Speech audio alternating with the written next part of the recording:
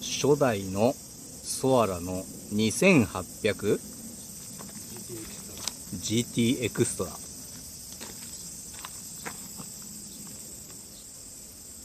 これは何をやるんでしたっけ？マフラーの修理。こんなのあったな。DOHC。ああ。ちょっとエンジン見せてもらっていいですか？昭和56年。懐かしの 5M エンジン。ああ、2800。もうでっかいタップとかはね。ああ。今の女子から見ると V 型エンジンみたいな。ああ、ヘッドだけ。あ、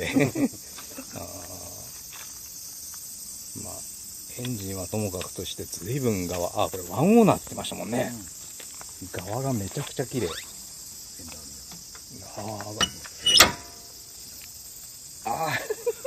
シートのソアラ純正のレースカバー。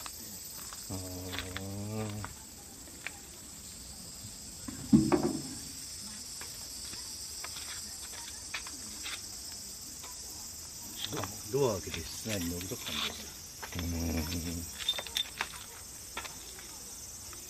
これとにかく出た時の衝撃がすごかったもんね。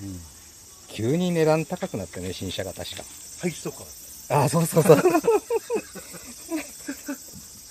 当時絶対買えそうなかったからね。これが中です。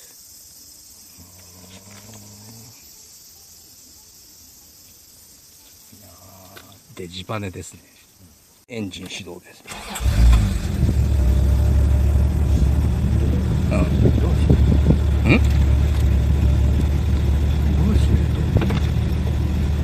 昔の高級車ってこうだったなっていう。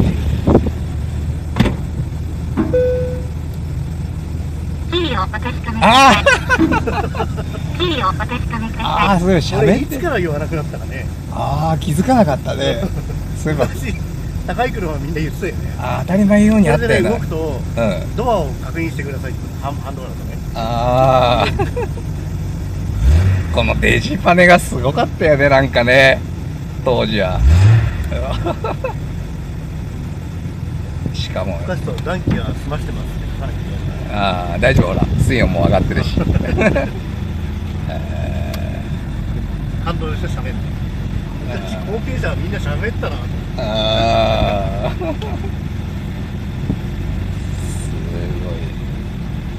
しかもそれ壊れないでまだ動いてる。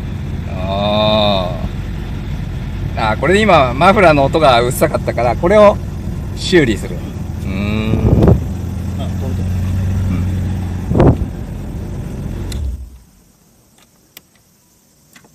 い出したボタンを押す。そうです。これとセリカダブル X が最初だもん。それまではほら L 型みたいなM 型って。DOHC じゃないわ。そう。俺が乗ってたダブル X の。単なる M 型エンジンだったよね。OHC の。だからこの DOHC6 が。めちゃくちゃ綺麗だね。鎖とかもなさそうだもんね。それでちょっとマフラー見せて。これだって無修理でしょ？全然錆びてないじゃん。そうね、普通腐ってそうな下の方とかね。ドアの下あたりとか。全くないね。このぐらいだとこうポツポツポツってくるね。排気系はやっぱり錆びてるけどね。今油塗ってるけど。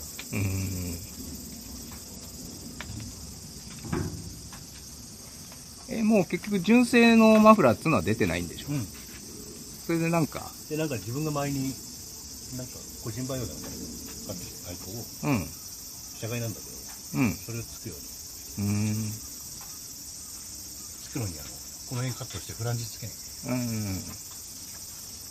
このブーっていうよりもあっちの方がうるせえんじゃないかなって思うんだけど。で予想してたけどすでにボルトが何本も読まないから、とりあえず油をつけしょうがない。下回りも全然綺麗だね。なんか雨の日乗ってないんじゃないかって感じね。これはすごいです。